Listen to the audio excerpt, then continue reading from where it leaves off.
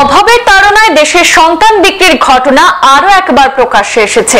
BJP শাসিত ত্রিপুরার এই ঘটনায় আলোড়ন সৃষ্টি হয়েছে। কন্যা সন্তানকে বিক্রি করে দিল মা বাবা। অভাবের তাড়নায় একদিনের কন্যা সন্তানকে বিক্রি করতে হচ্ছে মা বাবাকে। লজ্জাজনক ঘটনাটি সামনে আসতেই মুখ পড়ল ত্রিপুরার বিজেপি সরকারের। লজ্জিত মোদী সরকারের বেটি বাঁচাও বেটি পড়াও কার্যক্রম। ত্রিপুরা সরকারের মন্ত্রিসভার সদস্য বৃষকেতু নির্বাচনী এলাকার এই ঘটনায় লেজে গোবরে পরিস্থিতি সরকারের। চূড়ান্ত লজ্জাজনক ঘটনাটি অত্যন্ত অমানবিক, নির্দয়, পাষণ্ড, নিষ্ঠুরতা ইত্যাদি কোনো বিশেষণই যেন এই ঘটনাকে উল্লেখ করার মতো পর্যাপ্ত নয়। এমনই এক বিচিত্র ঘটনার সাক্ষী হলো ত্রিপুরার খোয়াই। হাড় ও কোমরের অসহ্য ব্যথায় ভুগছেন। জীবনজ্যোতি হাসপাতালে রয়েছেন দেশের নামকরা অর্থোপেডিক্স ডক্টর অভিষেক সোয়েন। দক্ষিণ কোরিয়া থেকে প্রশিক্ষণপ্রাপ্ত robotic joint replacement surgeon doctor Abhishek Swain Bollywood এবং ক্রিকেট তারকাদেরও সফল চিকিৎসা করে খ্যাতি অর্জন করেছেন। তিনি এইমস ভুবনেশ্বরের মতো উন্নত হাসপাতালের সঙ্গেও যুক্ত ছিলেন। ক্যারিয়ারে 10,000-এর বেশি সার্জারি করেছেন। এখন থেকে এই চিকিৎসককে নিয়মিত পাবেন জীবনজ্যোতি হাসপাতালে। আপনার সেবায় 24 ঘন্টা জরুরি পরিষেবায় জীবনজ্যোতি হাসপাতাল।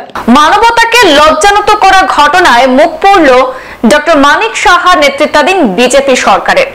অভাবের তাড়নায় একদিনের নবজাতক কন্যা সন্তানকে বিক্রি করে দেওয়ার অভিযোগ উঠেছে এক পিতামাতার বিরুদ্ধে। ত্রিপুরা রাজ্যের মন্ত্রিসভার সদস্য বৃষকেতু দেববর্মার নির্বাচনী এলাকা সিমনা বিধানসভার অন্তর্গত কাটাছড়া গ্রামে ঘটেছে এই বিচিত্র ঘটনাটি। বিশদ তথ্যে প্রকাশ, বিগত 3 এপ্রিল কাতলামারা প্রাথমিক স্বাস্থ্য কেন্দ্রে সেখানকার বাসিন্দা প্রসেনজিৎ দাসের স্ত্রী লক্ষ্মীরানী সরকার তার 4র্থ সন্তান প্রসব করেছিলেন।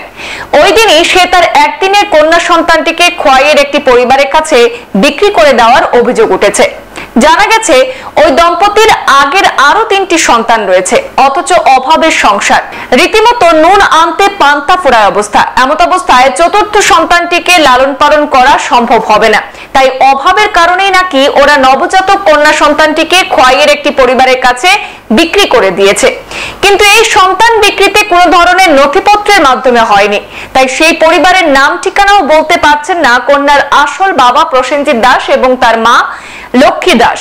খবর চাউর হতেই গোটা এলাকায় চাঞ্চল্য ছড়িয়েছে। বিতর্ক সৃষ্টি হতেই গোটা বিষয়টি আড়াল করার চেষ্টা করছে বলে অভিযোগ উঠেছে। এই কাণ্ড লোকমুখে ছড়িয়ে পড়ার ফল সেই এলাকার বিধায়ক তথা ত্রিপুরা সরকারের মন্ত্রী যে তার নিজ বিধানসভা এলাকার সাধারণ মানুষের পরিস্থিতি সম্পর্কে একেবারেই চিন্তিত নন বা খবর নেওয়ার প্রয়োজন বোধ করছেন না, এতেই সচেতন মহল থেকে নিশানা করছেন মন্ত্রী বৃষকেতুকে।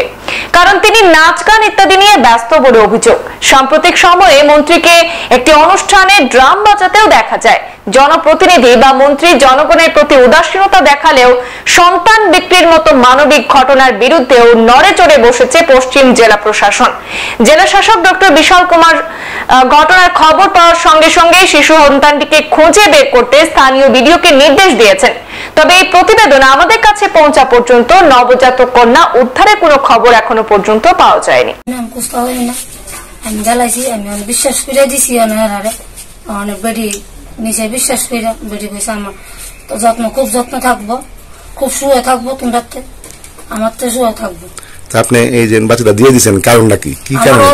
আমি ভাল থাকতাম না, আমি দুধের ডিব্বা আনতাম না। আমার বেড়ার রোগ, আমার বেড়া টিভি রোগ, একটা দুধের ডিব্বা আনতে গেলে অনেক হাজিরা লাগবো না, 1000 করবো 300 টাকা, ঘর খামু না চালানো, আমার তো সমর্থ নাই। আমি পাচ্ছি না, আমি চালাইছি না। আমরা তো বাচ্চা আনতাম, গেছি গিয়ে সেরে তো বাচ্চা পাইছি না। তারা গেছি বাচ্চা কই, আমি বাড়িতে আসলাম না, আমি গেছি হসপিটাল গিয়া দিই বাচ্চা সন্তান নাই। তারা আমি গাড়িতে লাগাল পাইছি, আমি তো ভাবছি তারা সন্তান লিয়ে বাড়িতে আইছে। তখন আমি বাড়িতে আইছি পরে আমার ছেলে ফোন করছে, বড় ছেলে ফোন করছে, ফোন করে করেছে মা বুদি বাচ্চা বেঁচে আইবছে। তখন আমার সন্তানরা আমি কিছু তুই কিছু কইস না, আমি আইতেছি বাড়ি। তখন আমি এসে তারা গেছি, তারা বাচ্চাগুলো বেঁচে আইবছে। সংবাদ এই পর্যন্তই, ফিরছি পরবর্তী অন্যান্য আপডেট নিয়ে, সাথে থাকুন। ধন্যবাদ।